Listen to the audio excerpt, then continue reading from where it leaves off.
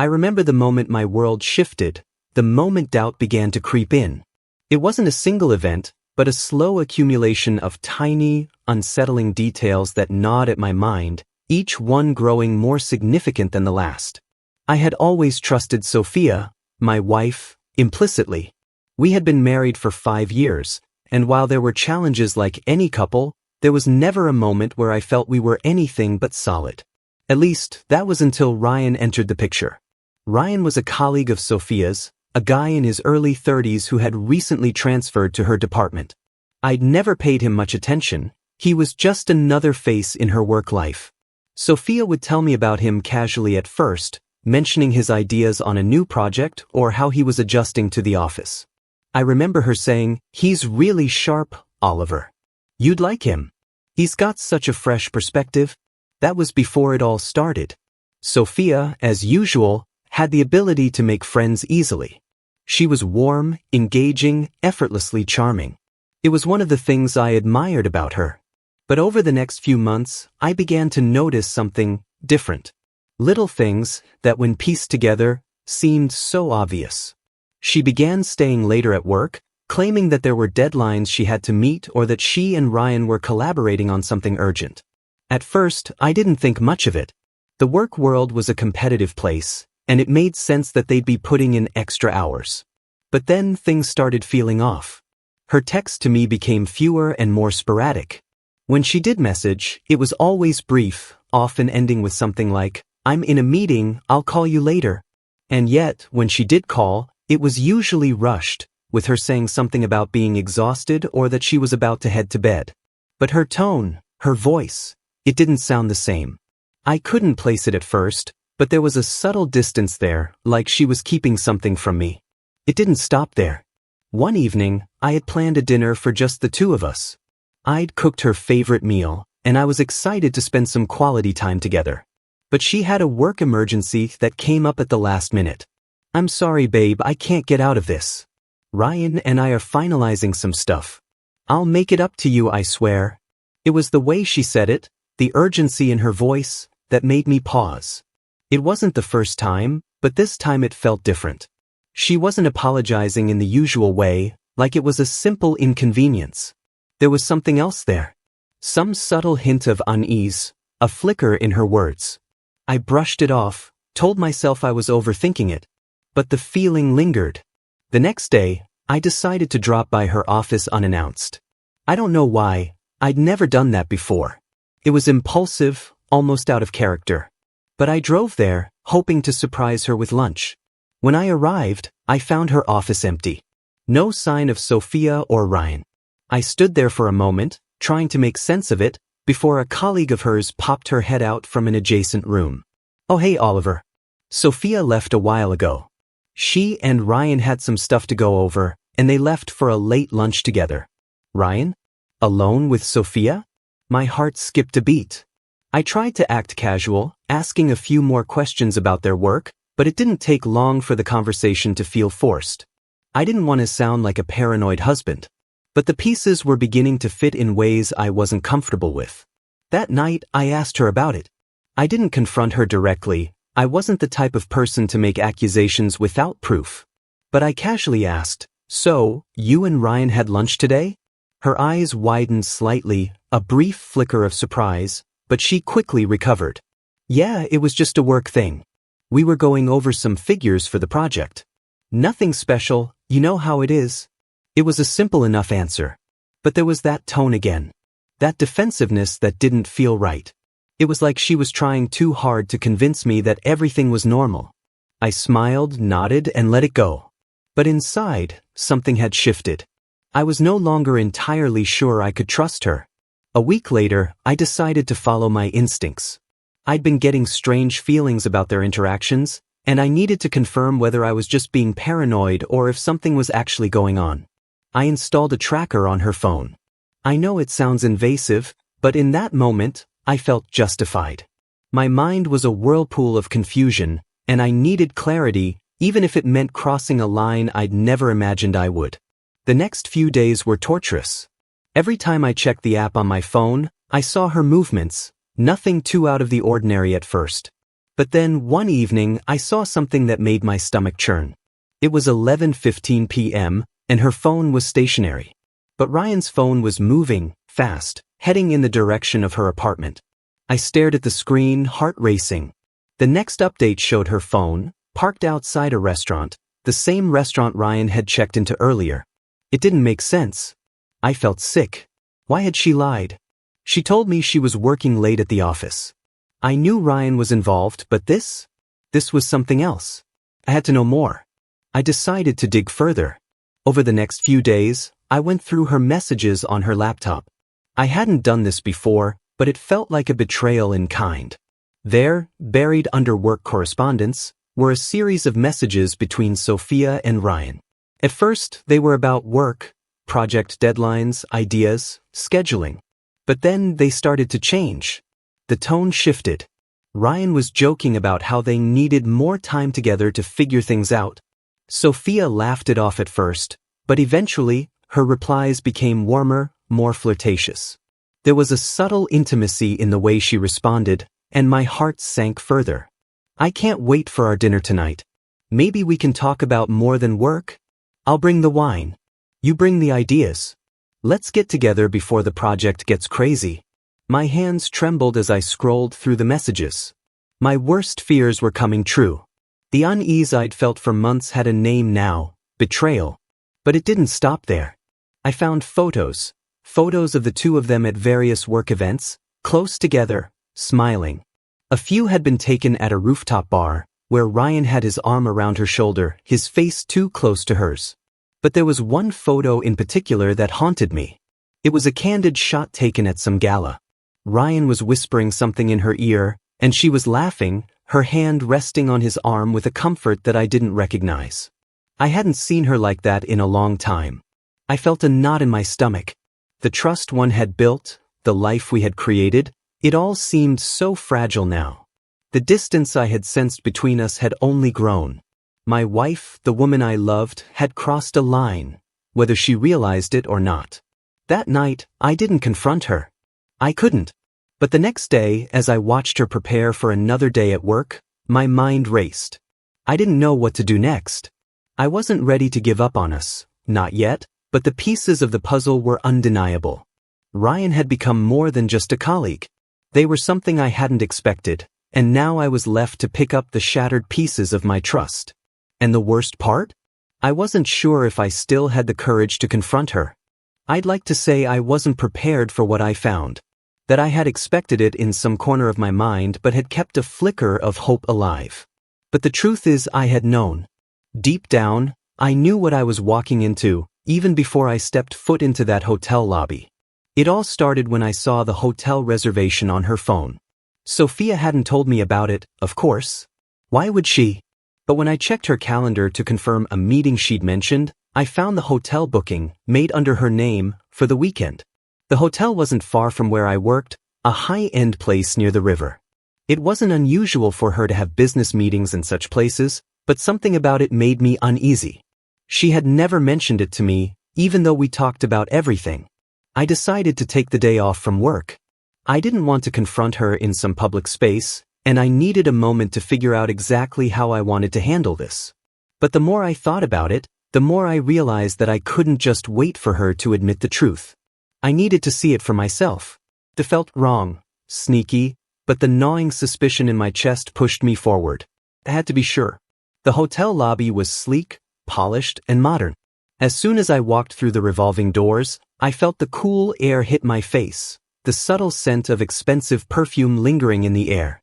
I paused at the reception desk, feigning nonchalance as I asked if my wife had checked in. The receptionist glanced at the computer screen, then nodded, confirming the reservation under her name. Room 402, the receptionist said. Your wife and her guest are already here, sir. Her guest? Ryan. I felt my pulse quicken, but I forced myself to remain calm. If I walked in there with anger, I wouldn't be able to handle what I might see.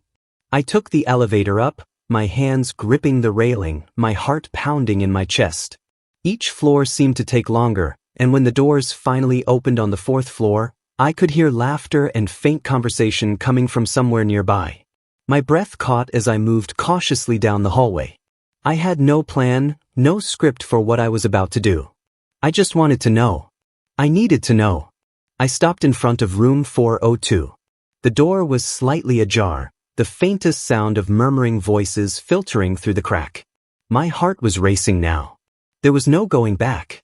I was about to confront the woman I loved, and the man who had taken that love from me. I pushed the door open slowly, just enough to peek inside. What I saw hit me like a punch to the stomach. Sophia and Ryan were standing in the middle of the room, close, so close that for a split second, I thought I had walked into the middle of some business meeting. But then I saw the way she looked at him, the way their eyes locked.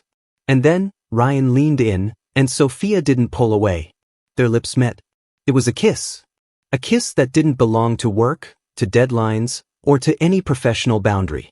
The world around me blurred for a moment, and the only thing I could hear was the pounding in my ears, louder than the voices or the soft music playing in the background of the hotel room. It felt like time stopped. I stood there, frozen, unable to move, unable to breathe. I don't even remember how long I stood there. It could have been seconds or it could have been hours. But all I could do was stare at them. Sophia, my wife, the woman I had shared my life with, was in Ryan's arms, kissing him like she had never kissed me. There was no hesitation, no guilt in her eyes, just the same soft, trusting smile she had always had when she looked at me. But now it was directed at him. Ryan pulled away first, a smug smile on his face, as though this was something that had been planned, something they'd been waiting for. His hand lingered on her waist, his fingers brushing the hem of her blouse. It wasn't a simple kiss. It wasn't an accident. It was deliberate. It was intimacy. Real, raw, and unfiltered. And in that moment, I knew everything I needed to know. Sophia looked up, startled. She hadn't heard me, not until I stepped into the room. Her face drained of color, her eyes wide, panic flashing across them for a brief moment. "Oliver," she whispered, her voice shaking, almost pleading. I couldn't speak. I couldn't find the words. All I could do was stand there, staring at her, the woman who had promised me loyalty, who had promised me forever, now standing in the arms of another man. The weight of it hit me like a freight train. I finally managed to choke out, "What the hell is this, Sophia?" My voice was hoarse, barely a whisper, but I knew she heard it. Ryan stood a few steps back, his expression suddenly shifting to something more guarded. He cleared his throat as though preparing to explain himself, but I didn't want to hear it. I didn't want to hear anything they had to say. My heart was breaking in front of me, and all I could do was watch it unfold. Sophia stepped forward, her hands trembling as she reached for me, but I stepped back, avoiding her touch. "Oliver, please, just let me explain." "Explain?" I spat, a bitter laugh escaping my lips. "What is there to explain? How long has this been going on? How long have you been lying to me?" "It's not what you think," she said, her voice pleading. "It was just a moment. A weakness. A mistake. A mistake." The words echoed in my mind. A mistake. I had given everything to her, my trust, my heart, my loyalty. And she had repaid me with lies. I was supposed to be her husband, the one she could count on. Yet here I was, standing in the middle of a hotel room, watching the woman I loved with another man. Ryan cleared his throat again, shifting uncomfortably. "Sophia, we should." "No," I cut him off, my voice sharp. "You stay the hell out of this. You've already said enough." I turned back to Sophia, feeling the flood of emotions well up inside me, anger, hurt, betrayal, disbelief. "How could you? After everything? After we built this life together?" Her face crumpled, tears welling in her eyes. "I'm so sorry, Oliver. I never meant for it to go this far. I didn't want to hurt you. But the damage was done. The pain, the betrayal, it was already too much. I didn't know if I would ever be able to look at her the same way again. I didn't know if I even wanted to. I turned to leave, my heart a mess of broken pieces. I can't do this. I can't be here anymore." And with that, I walked out of the hotel room, leaving the woman I had loved, and the man who had taken her from me, behind. The sound of the door clicking shut behind me was the only thing that registered in my mind. I didn't look back. I didn't need to. I hadn't spoken to Sophia since that night at the hotel. I could barely bring myself to even think about her, let alone see her. But I knew there was no avoiding the inevitable. The anger, the hurt, the betrayal, everything was swirling inside me and I couldn't let it go. I needed answers. I needed closure. And I knew deep down that I couldn't move on until I had it. Sophia had been texting me, calling me, begging me to meet. I ignored everything. I wasn't ready to face her yet, to listen to her excuses or her tears. I wanted her to feel the weight of what she'd done, and I wasn't about to make it easy for her. But then I found out something else, something that made me burn with rage. Ryan and Sophia had been spending more time together outside of work, and it wasn't just the occasional lunch or late-night project session. They were going to dinners. They were going on weekend getaways. They had made plans together that went beyond business. I had seen it in the way they interacted, in the hidden texts, the stolen glances. I couldn't ignore it anymore. I knew what this was. And I knew I had to face it head-on. The restaurant I chose was a quiet one, a place where we used to go for special occasions. I remembered the nights we'd shared there, laughing, talking about our future. It made sense, in a way, that this would be the place where everything ended. When I walked in, I saw them right away, Sophia and Ryan. They were seated at a small table near the back, looking as if they didn't have a care in the world. Sophia looked beautiful as always, but there was something in the way she sat, the way she looked at Ryan, that made my stomach twist with disgust. Ryan had his arm resting on the back of her chair, the same chair I used to sit in when we came here together. It was all too much. I approached the table slowly, my heart hammering in my chest. Neither of them noticed me at first, too engrossed in whatever private conversation they were having. I stood there for a moment, collecting my thoughts, gathering the last of the strength I had left. Oliver. Sophia's voice broke through the haze in my mind. She looked up at me, her eyes wide with that same familiar mix of guilt and fear. She hadn't expected me to show up. I could see it in the way her breath caught in her throat. Ryan looked up next, his face a picture of surprise. He didn't even have the decency to look guilty. Instead, he gave me a smile that felt more condescending than anything else. Oliver, he said, his voice smooth, too smooth. This is a surprise. I didn't say anything at first. I didn't need to. My presence, the coldness in my eyes, was enough. Sophia stood up, her face immediately filled with concern, her hands reaching for me like she was trying to bridge the gap between us. Please, just let me explain, she said, her voice shaky. I took a step back, putting a hand up to stop her. I didn't want her touch. Explain what, Sophia? How long this has been going on? How you've been lying to me? How you've been seeing him behind my back? The words came out more forcefully than I meant, but I couldn't stop them. I know everything. I saw you two at the hotel that night. I saw the kiss. I saw how he was touching you. Don't pretend it's just work, because I know better now. Sophia's face went pale, and she opened her mouth as if to say something, but no words came out. Ryan, on the other hand, shifted in his seat, clearly uncomfortable, but still trying to maintain some semblance of control. I think we should talk about this calmly, Ryan said, his tone a little more serious now, but still too casual for my liking. Sophia and I... Don't, I interrupted him, my voice sharp, the rage bubbling over. You don't get to explain yourself. Not to me and not to her. I'm done. I turned back to Sophia, my eyes locking with hers. I wanted to say so much, but the words wouldn't come. Instead, I reached into my pocket, pulled out the engagement ring she had once worn, and placed it on the table between us. It felt heavy in my hand, like the weight of everything that had fallen apart in my life. I can't do this anymore, I said, my voice breaking despite myself. I can't stand here and pretend that I don't see what's happening. You've betrayed me, Sophia. And I'm done. Sophia's eyes filled with tears, but I couldn't bring myself to feel sympathy. Not now. Not after everything. She reached out, her fingers trembling, but I pulled my hand back, not wanting her to touch me, not wanting her to think that anything could go back to the way it was.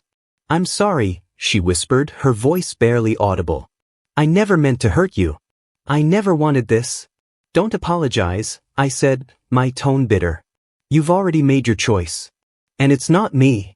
I could feel Ryan's eyes on me, the tension between us palpable. I wasn't about to give him the satisfaction of a confrontation. This wasn't about him anymore. This was about what Sophia had taken from me, what I had given to her and now had to take back. I want a separation, I said, my voice steady now. I'm filing the papers as soon as I get home. I don't need to hear any more excuses, and I don't need to hear how sorry you are. The damage is done.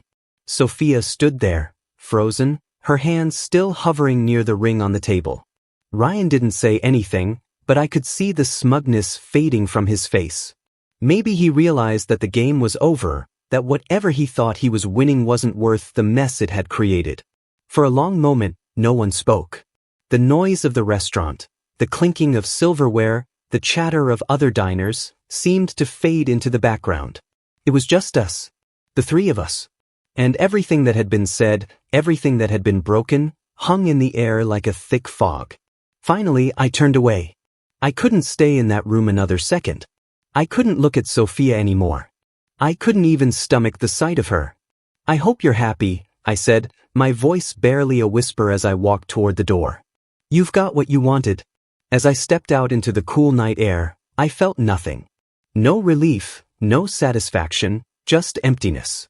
I couldn't even look at the ring anymore, the symbol of a life I thought I had. It was all a lie, a beautiful lie that I had built my future on. And now, I was standing in the ruins of it, trying to find a way to walk away from the woman I had once loved and the man who had stolen her from me. But as I walked away, one thing was clear, the worst part wasn't losing them. The worst part was realizing that I had lost myself too. The days after the separation felt like a blur. I moved through them in a haze, each one bleeding into the next with no real meaning. Work was a distraction, but it wasn't enough to drown out the thoughts of what had happened, of Sophia. Even now, with everything that had been revealed, I found it hard to truly believe it. But it was real. It was happening. She was gone, and I was left with nothing but the wreckage of a life I thought was solid. The first few days after I walked out of the restaurant were quiet. The silence felt louder than anything I had ever experienced. It wasn't peace, it was the absence of everything I'd known. I didn't feel anger anymore, not really. That had given way to something else, something colder. The reality of what she'd done had hit me hard. But I also realized something deeper. Sophia wasn't the only one who had betrayed me. I had betrayed myself too, by putting her on a pedestal, by trusting her to the point of blind faith.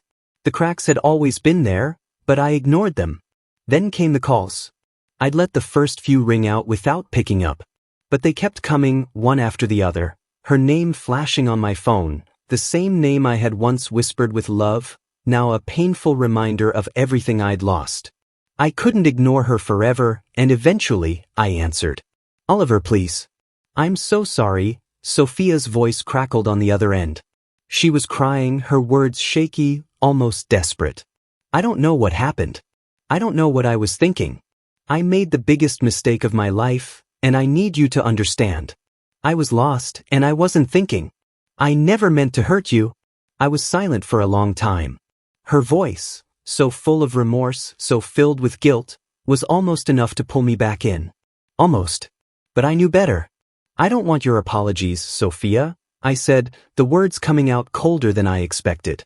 I don't need them. I don't need you to feel sorry for what you've done. What I need is the truth. And the truth is that this was never just a mistake.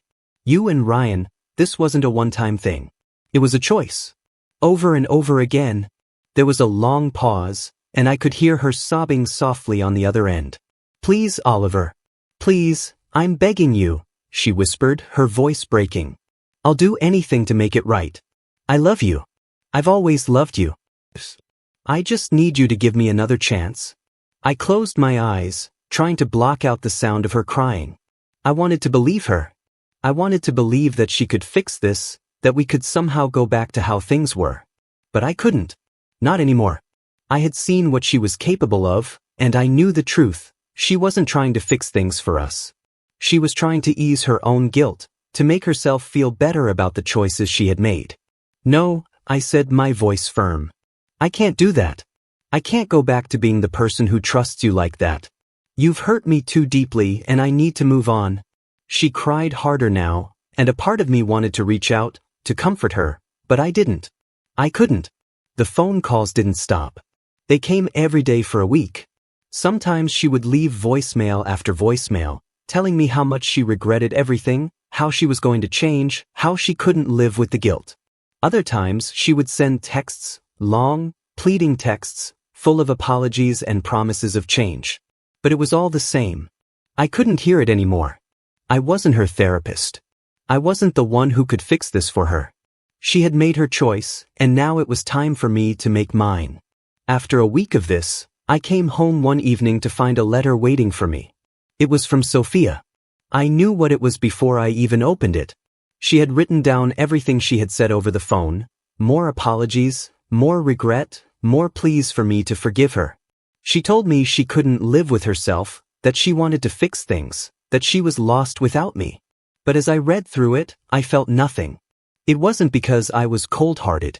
It was because I knew that this wasn't about us anymore. This was about her need to reconcile the guilt she was carrying. I couldn't be a part of that. I had to keep moving forward, even if it meant leaving her behind. So, I tossed the letter in the trash. That was the final step, I think. The final, painful severing of the last connection between us. I didn't want to hate Sophia. I didn't want to hold on to this bitterness. But I realized that I had to, for my own sake. There could be no reconciliation, not for us. What we had was broken, and no amount of apologies would fix that. I didn't want to be angry anymore, but I also didn't want to be the person I had been, willing to forgive, willing to forget, just to avoid pain. I needed to protect myself now. And that meant saying goodbye to someone who had once meant everything to me. As the days went on, I felt a strange sense of clarity. The weight was lifting, but the pain lingered. Maybe it always would. But for the first time in a long time, I felt like I was moving in the right direction, away from the past, away from the lies, and toward a future where I didn't have to question my worth anymore. In the months that followed the separation, I focused on what I could control: my work, my hobbies, and my own well-being. At first, it felt like I was just going through the motions, waking up, going to the office, and keeping busy to fill the empty space in my life. But over time, I began to feel the shift. Slowly, the weight that had clung to me after everything with Sophia began to lift, just a little bit at a time. It wasn't easy, but I was determined to find my footing again. Work had always been a source of stability, and in the aftermath, it became my anchor. I threw myself into my projects, tackling tasks with a new sense of purpose. The work itself didn't make the pain go away, but it helped distract me from it. It gave me a reason to wake up each day and put one foot in front of the other. Slowly, I started to regain my confidence in my career, something I hadn't realized I'd lost until I started to feel it again. I even got a promotion, which was a reminder that I was still capable of moving forward, of succeeding, despite the personal chaos. But it wasn't just work that helped. I rediscovered old hobbies that had been buried under years of focusing on my relationship with Sophia. I started painting again, something I hadn't done since college. It was therapeutic, putting my thoughts and emotions onto a canvas, letting the brush do the talking when I didn't have the words. I spent weekends hiking, reconnecting with nature in a way I hadn't done in years. I remembered what it felt like to be on my own, to enjoy my own company, without feeling like something was missing. And for the first time in a long while, I felt free. Sophia, on the other hand, wasn't faring as well. I wasn't sure exactly how she was dealing with the aftermath of everything. I had no desire to check in on her, to make sure she was okay. She had made her choices, and I had made mine. But I did hear through mutual friends and colleagues that her relationship with Ryan had fizzled out quickly after I left. It seemed that, just like everything else she had been a part of, it couldn't last. Ryan wasn't the answer she had hoped for, and their affair had ultimately been nothing more than a misguided attempt to escape the reality of the life she had thrown away. I didn't wish her ill. I didn't want her to suffer. But I knew that she had to face the consequences of what she had done. The life we had built together had been shattered, and it wasn't something that could be fixed with a few tears or empty promises. In the end, I heard she turned to therapy. At least, That's what I was told by a friend who had stayed in touch with her. She had been seeing a therapist regularly, trying to understand what had led her down the path she'd taken. I wasn't sure if it was too little, too late. It wasn't my problem anymore. But I couldn't help but feel a faint trace of pity for her. She had to confront the choices she had made, and the man I once knew, the man I had loved, was gone, replaced by someone who had acted out of selfishness and fear. Whether or not she would ever find a way to heal, I couldn't say. I had let go of the hope that I would ever be a part of her recovery. For me, it was different. I wasn't interested in finding someone new right away. The idea of jumping into another relationship felt hollow. I needed time to heal, time to rediscover who I was outside of my marriage, time to find the peace I had once taken for granted. I knew I wasn't fully healed yet. There were still days when the sadness would hit me, moments when I would remember things about her, and the grief would sneak up on me again. But it wasn't constant anymore. It wasn't the overwhelming ache that had consumed me in the early days. Instead, I was learning to be content with my own life, to build something new that didn't include the shadow of our past hanging over me. I'd spent too long holding onto a version of myself that had been tied to someone else's choices. Now, I was learning to be myself again.